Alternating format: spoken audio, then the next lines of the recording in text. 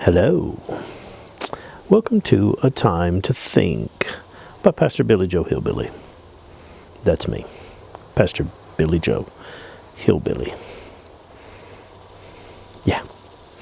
Anyway, today I want to look at or talk to you about or ramble on for a brief time about the flood, the great flood, Noah and the flood. You know, there's so many people out there that somehow when you start looking at the fantastic, they start thinking, well, no, this is just ludicrous, this doesn't make sense, it's not possible. You know, they try to tie God down to some sort of physical, like God is subject to the laws of physics or science, which is so ridiculous. And so it causes doubt and confusion and disbelief or unbelief or whatever the right term is there. Anyway, but Noah and the flood.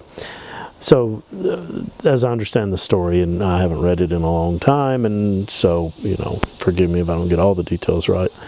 I'll get the basics right, I think. Is basically, God said, hey, this is not working right. This is just not working out. So, build an ark, get 2 of every animal on it, and there's going to be a great flood. Everything on the earth is going to die except what's in the ark, and you're going to recreate the world after everything's washed away, so to speak. And there are people that are like, well, that doesn't make sense. There's not enough water on the earth and under the surface of the earth and in the sky that you could take it all and cover the whole surface of the planet. So this is just ludicrous. Wow, people, you seem to be missing the point. God created water. He could create more.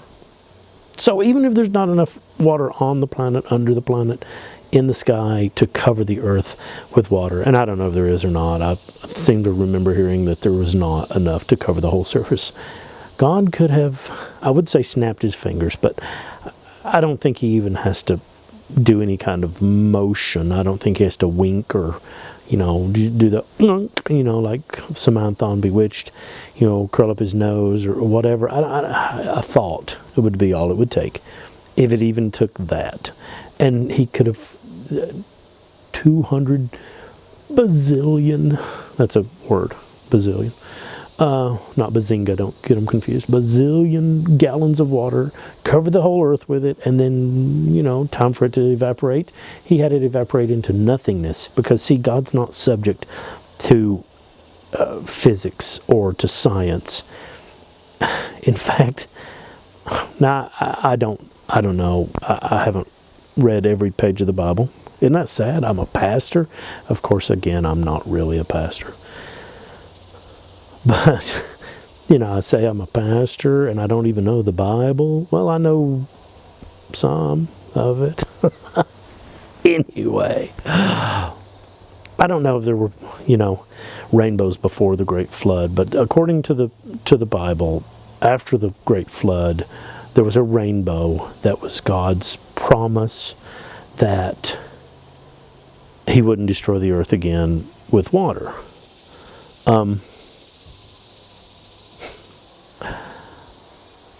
Maybe there were rainbows before this. I really don't know. I mean, we look at, physics as we understand it now, and we say, well, of course there was.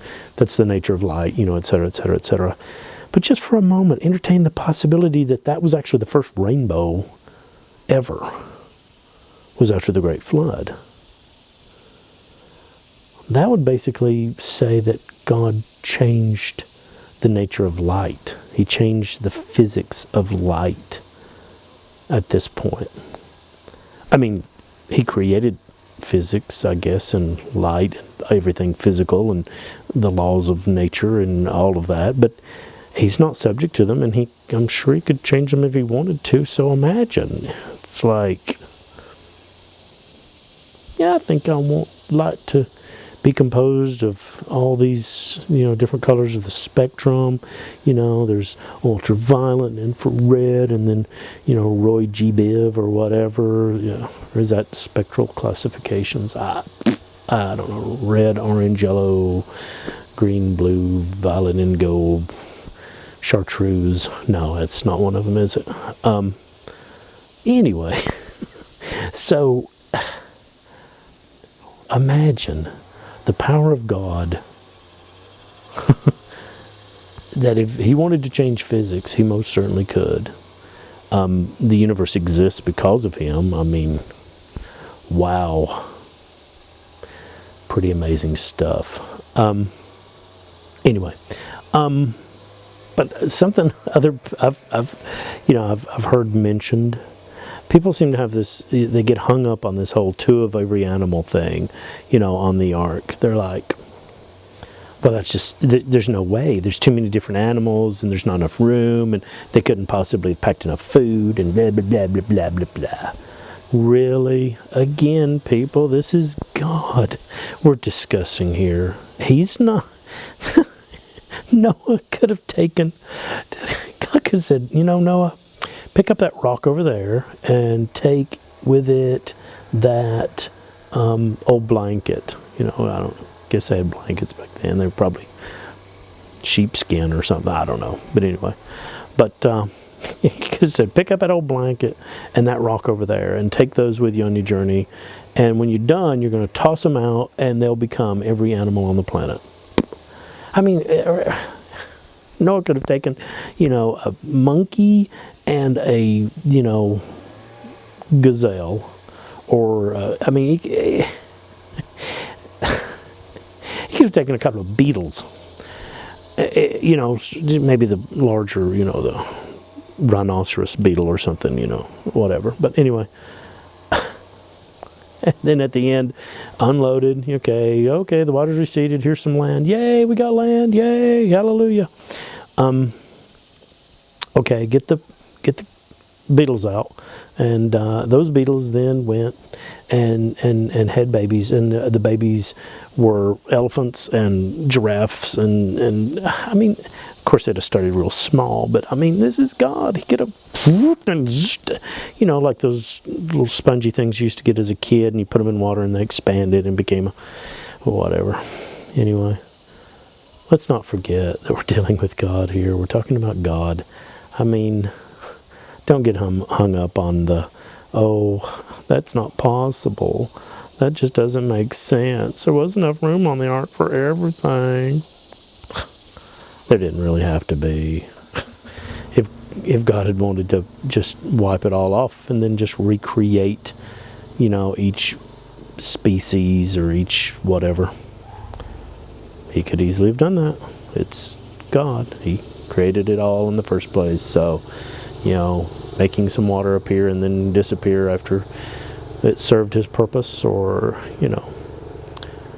having a rhinoceros give birth to, monkeys and sheep and everything else, none of that's outside of his power. None of it. So don't get all stuck in this kind of stuff. In this kind of, that doesn't even make sense. They don't have to. Anyway. But that's it for this edition of A Time to Think. I'll talk at you some more today, of course, if I can. But got some things I have to do first. Anyway, hope you have a great day, and come back and see me.